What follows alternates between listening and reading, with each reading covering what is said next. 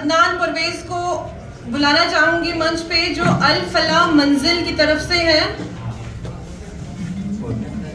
میں آمنترت کرتی ہوں، کرپیا آئیے اور اپنے وچار ہمارے ساتھ بانٹیے.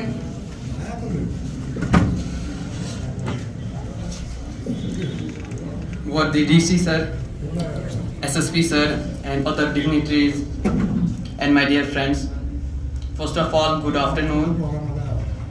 I am Adnan Parvez, inmate of Al-Falah Manzil Bandit Kishtawar. میں آج آپ کے سامنے ڈرگ ایڈکشن کے بارے میں اپنے چند اظہار خیال بیان کرنے جا رہا ہوں. امید ہے کہ آپ سب غور سے سنیں گے.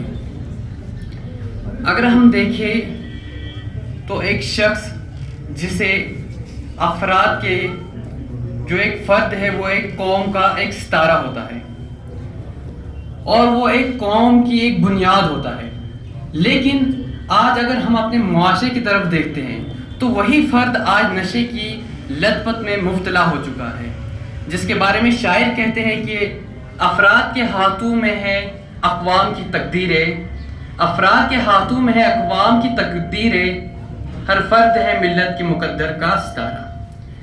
یعنی اس فرد کو، اس افراد کو ایک قوم کا ستارہ کہا گیا تھا، لیکن آج وہی شخص، وہی فرد مختلف قسم کے ڈرگز، الگ الگ چیزوں میں مبتلا ہو چکا ہے. آخر وہ اس چیز میں کیوں مبتلا ہو گیا ہے؟ وہ الگ الگ وجہ ہو سکتی ہے، اور اسی وجہ سے ہر مذہب نے اس چیز کو حرام قرار دیا ہے، اس پر پابندی لگائی ہے. جسے مثال کے طور پر کرسچینٹی میں ہے book of proverb chapter number 20 verse number 1 کے اندر کہ وائن از اے موکر اسٹرانگ ڈرنک از اے بریولر، کہ جو شراب ہے وہ اکثر بہکاتی ہے اور جو کوئی اسے پیتا ہے وہ اکثر بہک جاتا ہے. نہ صرف کرسچینٹی میں بلکہ ہندوازم میں بھی ہے، جسے رگ وید کے اندر ہے، منوسمتی کے اندر ہے چیپٹر نمبر 20 ورس نمبر 235 اور 238 کے اندر کہ جو شخص شراب پیتا ہے، زنا کرتا ہے اور چوری کرتا ہے، یہ سب گنہگار ہے. اور جو شخص یہ سب کام کرتے ہیں ان سے آپ بات بھی مت کرو، کھانا بھی مت کھاؤ، شادی بھی مت کرو اور انہیں ملک سے بے دخل کر دو. اور اسلام نے بھی ان نشہ آور اشیاء پر پابندی لگائی ہے، اور قرآن مجید میں سورہ مائدہ آیت نمبر 90 کے اندر اللہ تعالیٰ فرماتے ہیں کہ اے ایمان والو، بے شک شراب، جوا، تھان اور پانسی یہ سب گندے شیطانی کام ہیں، آپ ان سے پرہیز کیجئے تاکہ آپ فلاح یاب ہو سکتے ہیں. اور حدیث میں آتا ہے کہ کل مسکرین حرام ما اسکر کثیرۃ حرام فقلیل حرام، کہ نشہ، ہر نشہ آور چیز حرام ہے، جس کی زیادہ مقدار نشہ دلائے اس کی کم مقدار بھی حرام ہے. یعنی ہر مذہب نے اس کو الگ الگ طریقے سے حرام کیا ہے. اور آج اگر ہم دیکھیں تو آج مختلف قسم کے نشہ آور اشیاء استعمال ہوتی ہے، جیسے کینابینوئڈ، اسٹیمولینٹ، ہیروئن، کوکین، ہیلوسینوجن، الگ الگ قسم کے ڈرگز استعمال ہوتے ہیں. ان میں کچھ ایسے بھی ہیں جو کہ ایک شخص پین ریلیف کے طور پر استعمال کرتا ہے، کچھ ایسے ہیں جو یوفوریا کے لیے، جو انسان کو چند پل کی خوشی دیتے ہیں، اور اس چند پل کی خوشی میں انسان اپنا سب کچھ، پوری زندگی برباد کر دیتا ہے، اور اپنی اس زندگی کو برباد کر کے پھر وہ کہیں کا نہیں رہتا. بلکہ یہ جو نشہ آور اشیاء ہے یہ بالکل ایک باٹم لیس ویل کی طرح ہے، یعنی جس میں انسان جب گر جاتا ہے تو وہ صرف دستہ ہی چلا جاتا ہے، پھر وہاں سے باہر نکلنے کا امکان اس کے پاس نہیں ہوتا.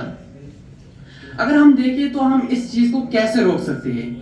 تو جب کوئی شخص ان نشہ آور اشیاء میں مبتلا ہے تو ہمیں اسے حقارت کی نظر سے نہیں دیکھنا ہے، ہمیں اسے نفرت کی نظر سے نہیں دیکھنا ہے، بلکہ ہمیں اس کا ہاتھ پکڑ کر اسے اس دلدل سے باہر نکالنے کی کوشش کرنی ہے. اور سب سے پہلی جو ذمہ داری بنتی ہے وہ والدین کی ہے کہ وہ اپنے بچوں کو اچھی طریقے سے ان کی حفاظت کرے. انہیں دیکھے کہ بچہ جب گھر سے باہر جاتا ہے تو کہاں جاتا ہے، کیا کرتا ہے، کن بچوں سے ملتا ہے، اس کی صحبت میں کون کون لوگ ہیں، اور اس کے بعد اس بچے کی صحبت آتی ہے، یعنی کہ وہ کن بچوں سے ملتا ہے.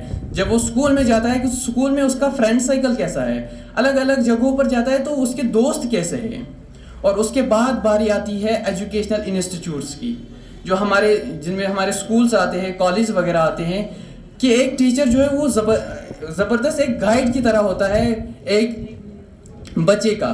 وہ بچے کو بہت اچھی طریقے سے کاؤنسلنگ کر سکتا ہے کہ تمہارے لیے صحیح کیا ہے اس عمر میں اور غلط کیا ہے, تم کس راستے پر چل کر کامیاب ہو سکتے ہو, اور اگر آپ اس راستے پر چلے تو آپ کو کیا کیا مصیبتیں آگے آ سکتی ہے. یعنی یہ ایک ٹیچر بہترین طریقے سے انجام دے سکتا ہے. اور اس کے بعد پھر ایڈمنسٹریشن کی باری آتی ہے کہ وہ زیادہ سے زیادہ نوجوان کو اچھے کاموں میں لگائے, اور ان جہاں بھی دیکھے یہ برے کام ہو رہے ہیں, جہاں دیکھے کہ نشہ اور اشیاء استعمال ہو رہی ہے, تو انہیں سخت سے سخت سزا دے.